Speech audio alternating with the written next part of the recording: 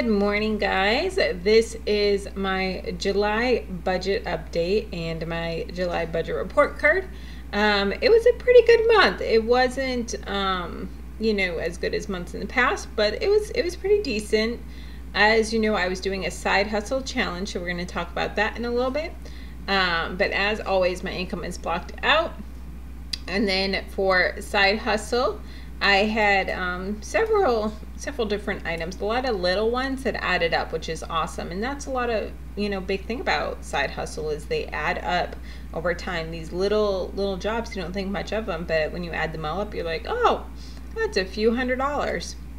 So if you guys saw my video in the beginning of the month, I did a side hustle challenge with Talk Raw, and she's just so awesome. So we challenged each other to see who could come up with the most side hustle, because it's something that we've been slacking in recently. As you guys know, I typically babysit, but it's not wedding season here because it's too hot, and so I haven't been babysitting like I used to, and I was bringing in well over $1,000 a month doing that. So I really had to get my butt in line. So I had Amazon affiliates $21.68, overtime $216.92. I talked to my boss and was like, all right, we need to step up the overtime because I need some side hustle. And she was like, sure, work your butt off. So $216.92 for overtime. Poshmark, I sold, I think it was a blazer for $705. Diet bed, I did 3 diet beds in July. So one I got $657, another one $13.88, and the last one $15.98. Then I had some more overtime for $454.84, which was really good. Then I got a YouTube check for $195.47. That's my biggest month so far, which is awesome. And then supplemental transfer, so we'll get into this in a little bit, but that was $597 that came from my sinking funds. Tithe is blocked out as always.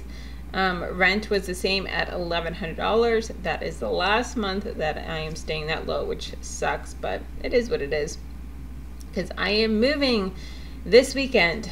Oh my. All right, electric, it actually went up quite a bit. It was I budgeted $30 and it was $58.64.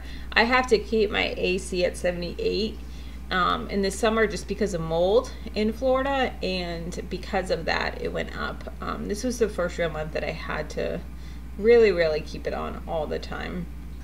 I would be fine if it was 82 degrees in here, but the mold seems to like that. All right, renter's insurance was $884.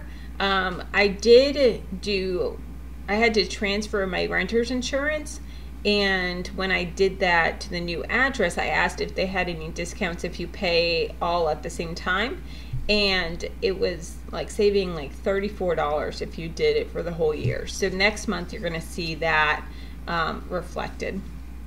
iPhone was the same, $47.32. Internet the same, $61. That's going to change next month as well. UFit $23.19, Weight Watchers $8.31. Groceries, I went over budget, but only by 15 cents, so I still call that a win, which is awesome. So let's see here. So I had Aldi $15.49, Aldi $32.81, Aldi $19.80, Aldi $24.41, and then Walmart $7.64. Let's see. Eating out, I was under budget. I budgeted $25 and I used $19.28, and I went to Vito's. Oh my gosh, this place was amazing. As you guys know, I don't eat out at lunch. This was the second time in the entire time I've worked at my current job, which has been for a few years now, and the second time I've ever ordered out for food. The first time was for a burger a couple months ago, and then this time I was like, oh my gosh, I'm craving this chicken sandwich. It was, let me just tell you guys, it was a fried chicken cutlets on focaccia bread with provolone cheese, fresh mozzarella cheese, and balsamic vinaigrette on it, lettuce, and black olives. Oh my gosh, it was so good. So, and it lasted 2 meals because it was huge. So I was like, you know what, I have money in my eating out budget, I'm gonna do it. So I did. And then an old coworker of mine, we went out to lunch at Panera, so that was $11.34. So $19.28 total. Miscellaneous was at $19.77. I bought something at Target. I don't even remember what that was. I think it was some shoes. I needed some new flip-flops. And then Amazon $7.89.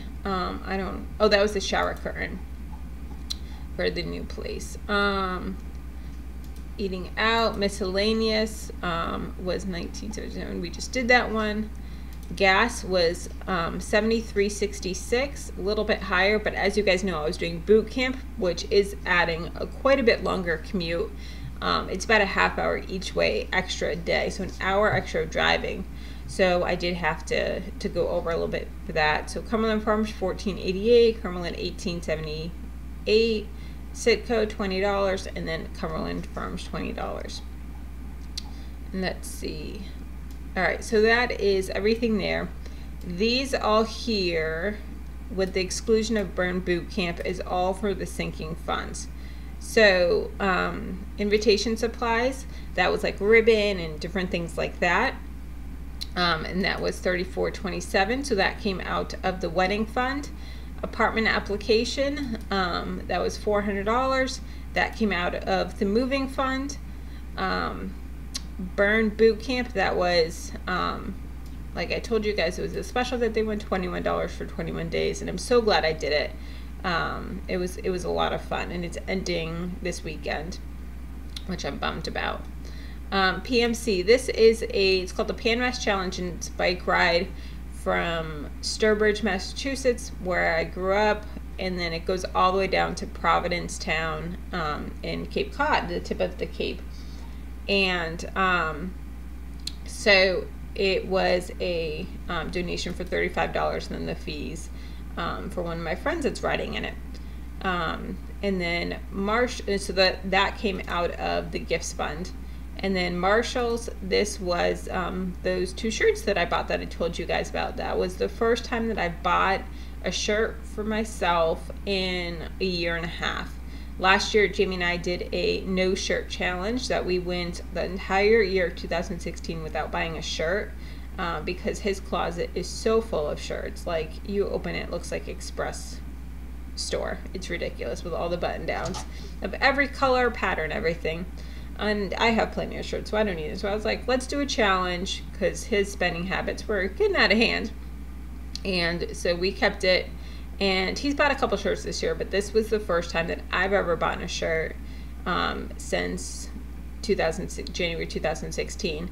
And so that came out of the clothing budget. I was like, I have money in there, let's use it. So that came out of there. So that was the supplemental transfer there. All right, moving on down. Debt is at $0 because I have paid off all my debt. If you guys didn't see, I paid it off this past April, which was awesome. Emergency fund, $1,000. That's where it's sitting until after the wedding, and then we're going to hit baby step 3 hard. All right, in sinking funds, they're pretty standard this month. Christmas, $25. Clothing, $10. Laptop, $25. And as you can see, these are the amounts that let me go over this part. This is what I budgeted. This is what I actually put into the sinking funds. This was the difference of what it was. And then this is the total in the sinking fund for each one. All right, so laptop $25, car fund $12. This is like car repair fund.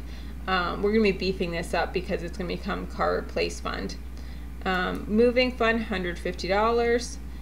Gifts fund $300. We're having to beef this up because of I'm having to get some extra stuff with my bridesmaids. I have some bridesmaids that are very, very, very tight on their budget because they're not budgeting. And so there's things that I want in my wedding that, you know, they wouldn't be able to afford. Like, for instance, I want updos. So I'm going to start pitching in for some of their stuff like that because, you know, it's something that I want to do for them, and it's something that I want for the wedding. The type of dress that they're wearing, they need updos. So we're going to pitch in for some of that. Vacations, $25. Wedding fund, $826.34. Anything remaining that I have left over that would be here, that goes to the wedding fund. So I do all the other sinking funds, and then anything remaining goes to the wedding fund. Medical, $10. Car insurance, $250. Which sinking funds total are sitting at $14,028. And going back to this, so this, as you guys know, this is zero-based budget. So everything has to equal out to zero. So if you have any leftover money, don't roll it over to next month. Like if you have, you know, $5 left over and eating out, like I did in miscellaneous, don't roll that over to next month. No, use that $10 to go towards your goal. Those little amounts are going to add up, and that's what's going to help you reach your goal so much faster. That's what's going to help you get out of baby step 2 and pay off your debt, or if you're still in baby step 1 of saving your $1,000. Or if you're having to save for something specific or a big sinking fund, you know, for me, like the wedding funds, any extra money that I can get, even if it's 34 cents, it's going to the wedding fund.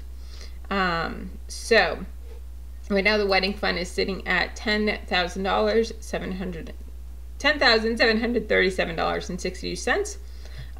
As you can see here, there's a difference between that number and here. That's because I've spent a little under $4,000 on different things for the wedding.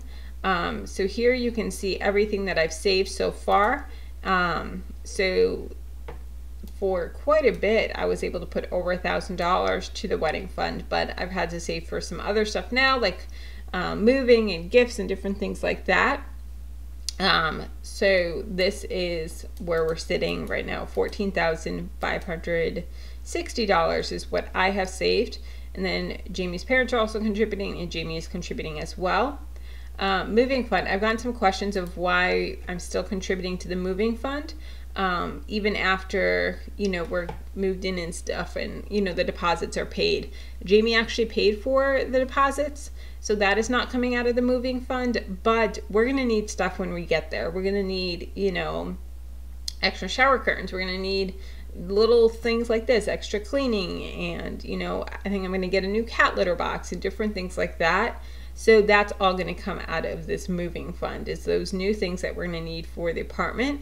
That's going to come out of here as well. So that is, and I may have to start a furniture one as well, because we don't have a couch.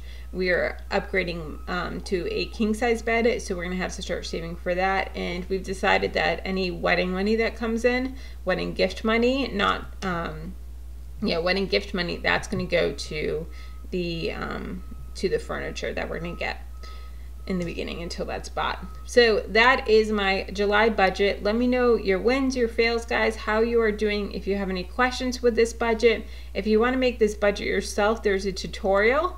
There's a 4-part tutorial playlist that is linked down below in the description box.